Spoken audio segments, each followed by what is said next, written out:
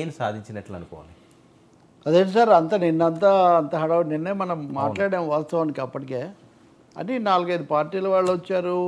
రాజకీయంగా ఏదో కొత్త కదలిక ఇండియా వర్సెస్ ఎన్డీఏ అనేది వచ్చినప్పుడు ఇది ఏదైనా కొత్త మార్పుకు దారితీస్తుందా? ఇంకో రెండో విషయం ఏంటంటే అధికారంలో ఉన్నప్పుడు అధికారికంగా ప్రతిపక్ష నాయకుడిగా ఉన్నప్పుడు ఏనాడు జాతీయ రాజకీయాల జోలికి పోని జగన్మోహన్ రెడ్డి ఇతర రాష్ట్రాలకు చెందిన ప్రాంతీయ పార్టీలకు చెందిన నాయకులను పిలవటం, వాళ్ళు వచ్చి మద్దతు తెలపటం. సో ఇదంతా నేషనల్ మీడియాలో అంటే ఐ థింక్ జాతీయ రాజకీయ రంగంలో ఒక చిన్న చర్చకు దారితీసింది. మీరు అన్నట్టుగా రాష్ట్రపతిని, ప్రధానమంత్రిని, ముఖ్యమంత్రులే అప్పటికప్పుడు కలుసుకోలేరు, ఎందుకంటే అపాయింట్మెంట్ కావాలి. జగన్ ముఖ్యమంత్రిగా ఉన్నప్పుడైతే చాలా సడన్గా మనకు వార్త వస్తుండేది, రేపు మంగళవారం సాయంత్రం వెళ్తారు అని. ఎందుకు వెళ్తారు అంటే కేసుల గురించి కాళ్ళు పట్టుకోవడానికి వెళ్తున్నారని వీళ్ళు హడావుడి చేసేవాళ్ళు. సో ఇది ఒక పరిపాటి రివాజ్ లాగా మారింది. ఇప్పుడు ఆయన ప్రతిపక్ష నాయకుడు కూడా స్థానాలు చాలా తక్కువగా ఉన్నాయి. ఆయన ఎన్డీఏలో లేరు కాబట్టి రాష్ట్రపతి, ప్రధానమంత్రి అపాయింట్మెంట్ అంత క్షణాల మీద దొరికే అవకాశం బహుశా ఉండదు. అసలు కలవరు కూడా. ప్రధాని అయితే విజయసాయి రెడ్డి ఈ తరఫున దూతగా వెళ్ళి కలిశారు, అది కూడా మనం గుర్తించవచ్చు. కాబట్టి ఆయన నిన్న ఫలించిందా అంటే రాష్ట్రంలో ఏదో బాగాలేనట్టుగా ఉంది.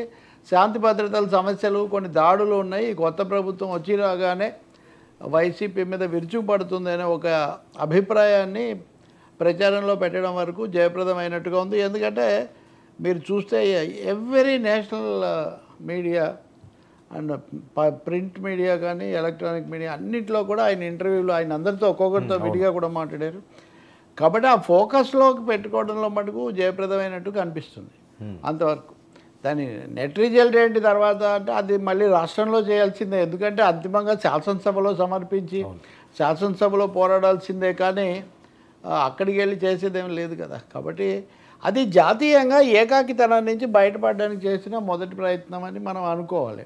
ఇక్కడ మీరు ఇంకోటి కూడా గుర్తించాలి, ఇంతకాలం జగన్ బీజేపీతో మోదీతో అంత మంచిగా ఉండడానికి కారణం ఆయన మీద ఉన్న కేసులు.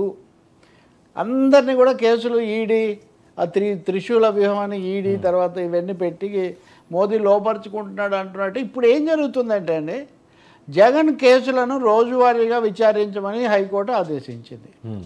సో ఇప్పుడు ప్రతి శుక్రవారం నాడు ఆ ఉన్న సమయంలో కొంత విచారించి కాకుండా ఇప్పుడు రోజువారీ ప్రాతిపదికన ఇక్కడ హైదరాబాద్లో ఆ సిబిఐ కోర్టు దాన్ని విచారిస్తూ ఉంది. కాబట్టి ఈ కేసులు వేగం పుంజుకునే అవకాశం, కొంచెం ముందుకు వచ్చే అవకాశం కూడా ఉంది. అది కూడా అది అంతకుముందు అదే కారణం అయితే ఇప్పుడు కూడా అది మరింత ఆ కారణం ఇంకా పెరుగుతుంది కదా. ఈ సమయంలో ఏం జరుగుతుంది, నిన్న ముఖ్యంగా అంతమంది వస్తారని అయితే ఎక్కువ మంది అనుకోలేదు, ఉన్నమాట చెప్పాలి కదా. పరిశీలకులు కానీ రాజకీయ నాయక వర్గాలు కానీ అంతమంది అంటే అఖిలేష్ యాదవ్ వచ్చాడు, సంజయ్ రౌత్ వచ్చాడు, తృణమూల్ కాంగ్రెస్ నుంచి వచ్చారు.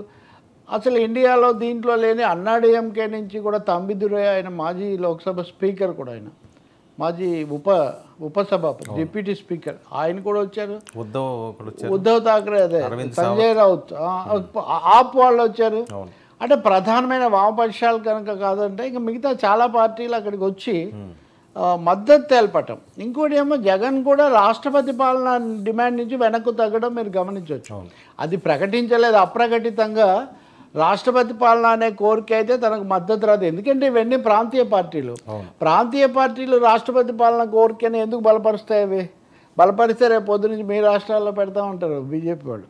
కాబట్టి దాన్ని తగ్గించుకొని దాడులు, అధికారం, ఓటమి, గెలుపోటములు ఉంటాయి, ఓడిపోయినంత మాత్రాన మా మీద దాడి చేస్తారా, ఇవన్నీ కొన్ని ఎగ్జిబిషన్ అది పెట్టి చేశారు.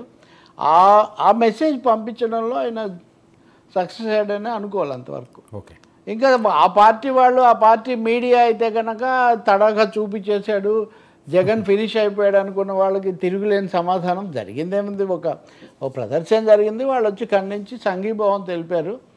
కానీ బీజేపీ వ్యతిరేక అచ్చంగా బీజేపీతో ఉన్న పరిస్థితి నుంచి బీజేపీ ఇతర పార్టీలను కూడా కొంచెం దగ్గర చేసుకోవడంలో, వాళ్ళతో ఒక బ్రిడ్జ్ ఏర్పాటు చేసుకోవడంలో నిన్న ఆ కార్యక్రమం జరిగిందని చెప్పి మనం భావించవచ్చు.